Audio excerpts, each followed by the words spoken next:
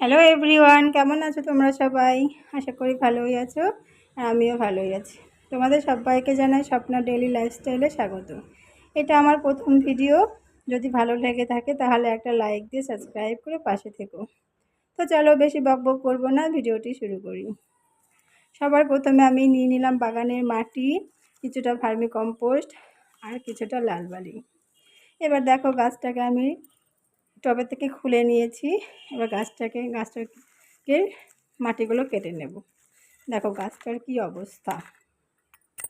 এটা আমার 2 বছরের গাছ ছিল, তার মধ্যে কোনো কিছু করা হয়নি। মাটিগুলোকে আমি কেটে নিচ্ছি। মাটিগুলো আমার কেটে নেওয়া হয়ে গেছে। এবার আমি একটা টব নিয়ে নিলাম। এই টবের মধ্যে আমি দিয়ে দিলাম ছোট পাথর, তার উপরে দিয়েছি কুচি পাথর, যাতে ড্রেনের ব্যবস্থাটা ঠিকঠাক থাকে, গাছের গোড়া যেন জল না দাঁড়িয়ে থাকে। এবার দেখো আমি মাটিগুলোকে মিশিয়ে নেব। মাটিগুলোকে আমি খুব ভালো করে মিশিয়ে নিচ্ছি।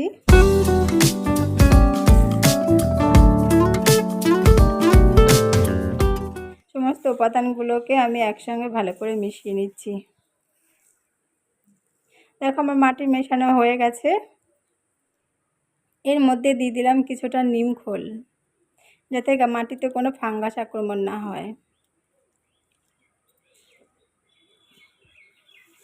নিম খোল দিয়ে আবারও আমি মিশিয়ে নিলাম, ভালো করে মিশিয়ে নিচ্ছি। দেখো আমার মেশানো হয়ে গেছে।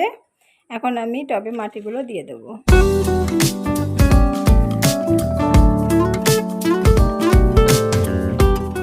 তবে মাটিগুলো দিয়ে আমি পুরোটা ভর্তি করব না, কিছুটা জায়গা ফাঁকা রাখবো। আমি এর মধ্যে একটা লাঠি দিয়ে দিচ্ছি, যাতে গাছটা সাপোর্ট পায়। আমার লাঠি দেওয়া হয়ে গেছে। এবার আমি গাছটিকে বসিয়ে দেব।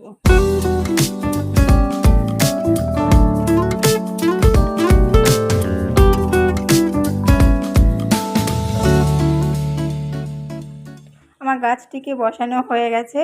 এখন আমি গাছের গোড়ায় মাটি দিয়ে দেবো। আবারও গাছের গোড়ায় মাটি দিয়ে দেবো।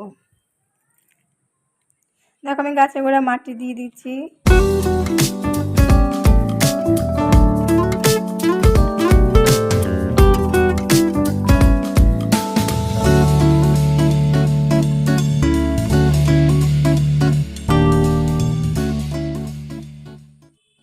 গাছের গোড়ায় আমার মাটি দেওয়া হয়ে গেছে। এবার গাছের মধ্যে আমি জল দিয়ে দেব।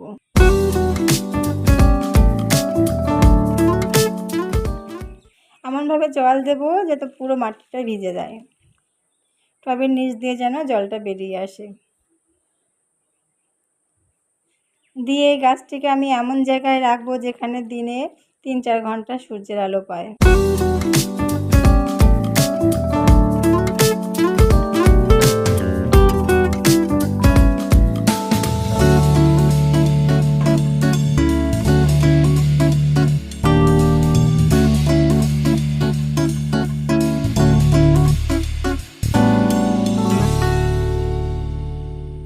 তো দেখো আমি এই টবটিকে এখন আমি আমার ব্যালকনিতে রেখে দেব।